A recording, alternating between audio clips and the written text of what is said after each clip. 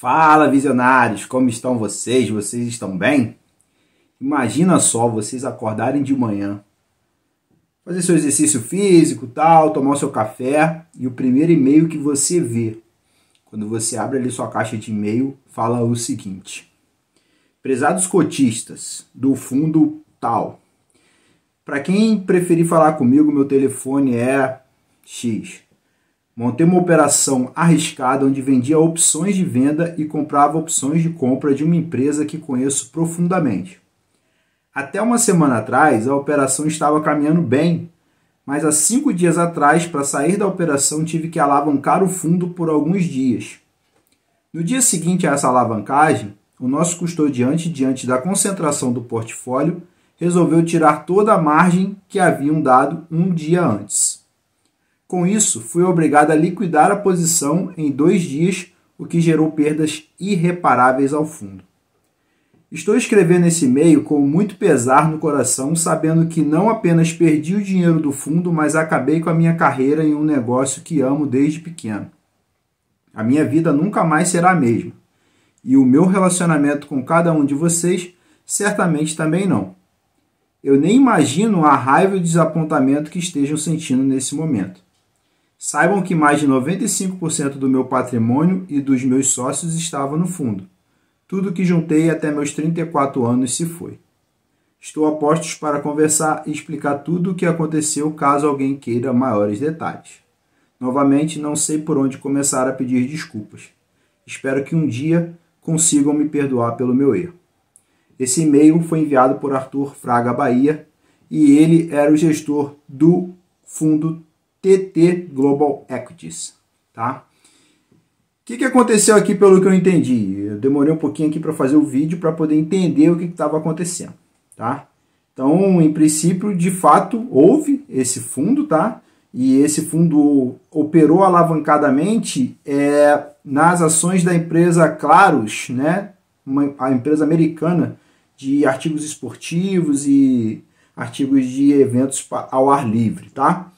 Essa operação foi alavancada e gerou perdas de 87% no ano. Tá? Ele estava concentrado em opções dessa empresa.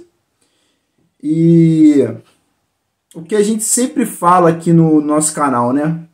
A importância da diversificação. Imagina se você tem todo o seu capital, tá? Dentro de um fundo apenas. E acontece um negócio desse. Você colocou todos os seus ovos numa cesta apenas e isso aqui provavelmente, assim como aconteceu com ele próprio, pelo que eu entendi, a maior parte do patrimônio dele estava nesse fundo, né? Ou seja, ele estava com skin in the game, né? A pele dele também estava em risco, mas quando você opera recursos de terceiros, não está mais operando no seu CPF, você tem que operar esses recursos de forma profissional. Por isso até que ele coloca no e-mail dele, né, que a carreira dele acabou porque ele não foi profissional naquilo que ele tinha que fazer, tá?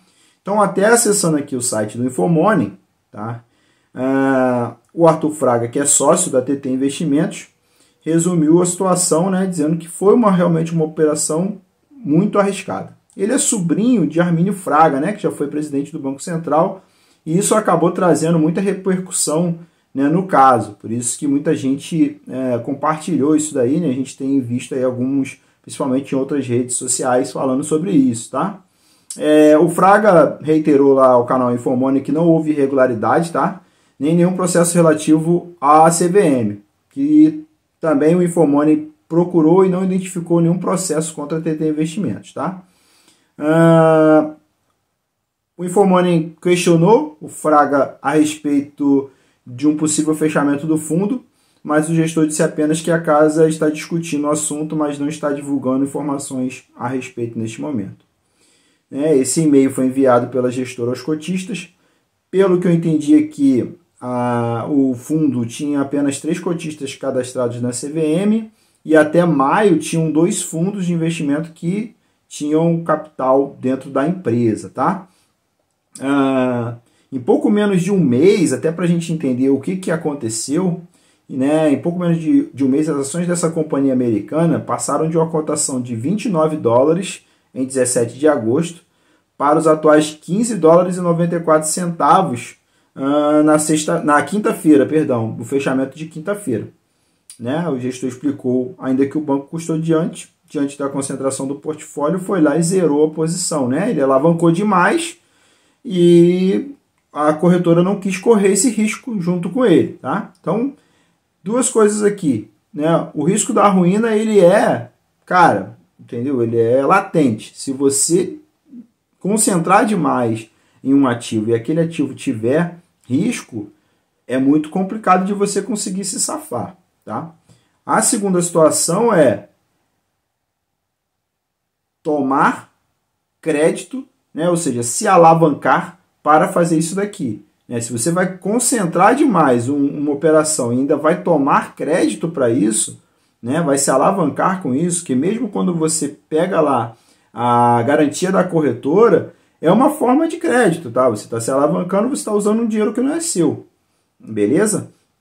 Então isso aqui é muito perigoso, pessoal. Operar a curto prazo tem um risco enorme de ruína. Tá? Em alguma situação vai dar certo, vai, entendeu? Durante um tempo vai dar certo, mas sempre dá errado. E você vê, né? O cara tem 34 anos, todo o dinheiro que ele juntou durante esse tempo se foi. Esse é o grande problema que a gente traz aqui, principalmente em relação a você operar no curtíssimo prazo e ainda alavancado, tá? Então, a ganância pode realmente te levar à falência. Já tem vídeo aqui no canal onde a gente fala disso, né, na questão comportamental, tá? Então, assim, né, lá no site do InfoMoney tem, vou deixar o link na descrição do vídeo, tá? Até para o pessoal ver mais a fundo o que seria isso aqui que tinha acontecido. Mas a grande moral da história que eu quero trazer aqui é: diversifique. Tá? Se você tem, por exemplo, aqui 2%, 3% da sua carteira em um fundo desse, tá de boa, né? Sei lá, às vezes em 2 meses, 3 meses no máximo. Hoje, por exemplo, com a Selic aí do jeito que está, em 3 meses você recuperaria isso daí, né? As próprias empresas estão pagando bons dividendos aí, então os fundos imobiliários também. Então, assim, era muito tranquilo de você recuperar num curto prazo, né, uma perda desse tamanho. Agora, se você tem 50%, né, que seja 20% da sua carteira, vamos lá, você tem 5 ativos, tá, e você tem 20%, em uma operação muito arriscada, você já está ali meio que no... Tá? Se você é muito jovem ainda e o recurso é só seu, é um risco que você está correndo. Você tem que estar ciente disso. Agora, se você já está operando um recurso de terceiros, ou você já está com uma idade mais para frente, mais perto daquela situação que você às vezes já quer começar a viver de renda num curto prazo, você não pode se expor tanto a esse risco de você quebrar. Beleza? Então, pessoal, a mensagem que eu queria deixar para vocês nesse vídeo é essa: diversifiquem sempre, tá? Diversifiquem sempre.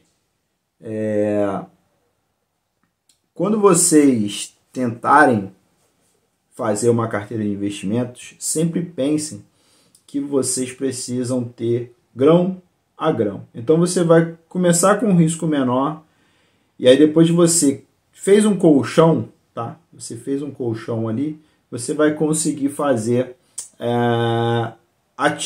utilizar ativos com risco maior para vocês sentindo aos poucos aquele risco e também diluindo aquele risco, tá?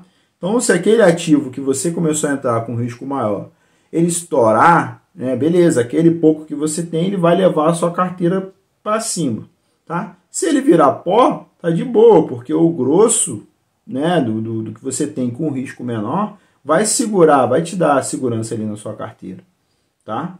Então, pessoal, a mensagem que eu tinha que deixar era essa mesmo, tá? Não deem mole.